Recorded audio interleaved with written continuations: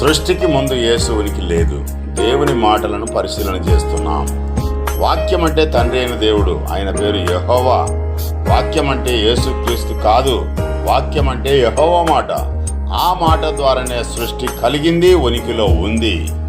సృష్టికి ముందు యేసు ఉనికి లేదు కదా, లేదు. సృష్టి కార్యంలో యేసు పాత్ర లేదు. 2000 సంవత్సరాల నుండి మాత్రమే యేసుక్రీస్తు ఉనికి మొదలైంది. ఇదే వాస్తవం.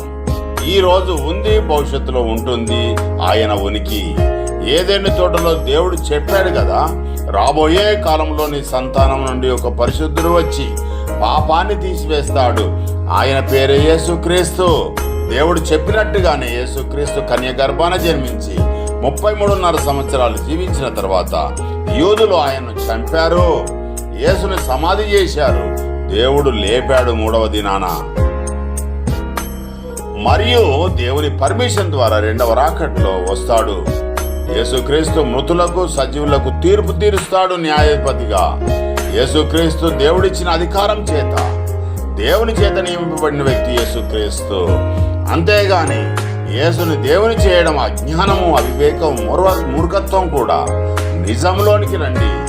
యేసు దేవుని చేత నియమింపబడిన వాడు. వాటికి రెఫరెన్సెస్ అపోస్తలుల కార్యములు 10:42, హెబ్రీలకు రాసిన పత్రిక 3:2-6, అపోస్తలుల కార్యములు 17:31. యేసు దేవుని చేత నియమింపబడ్డాడు, దేవుని పని నిమిత్తం. మృతులకు సజీవులకు తీర్పు తీర్చేందుకు దేవుని చేత నియమింపబడ్డాడు 2వ రాకడలో యేసు. అంతేగాని దేవుని స్థానంలో యేసును ఉంచకూడదు, 2వ దేవునిగా అలా ఊహల నుండి తీసివేయండి. దేవుడనే మాటను, దేవునికి రావాల్సిన మహిమను నరుడైన యేసుకి ఇవ్వడము మహాపాపం కదా.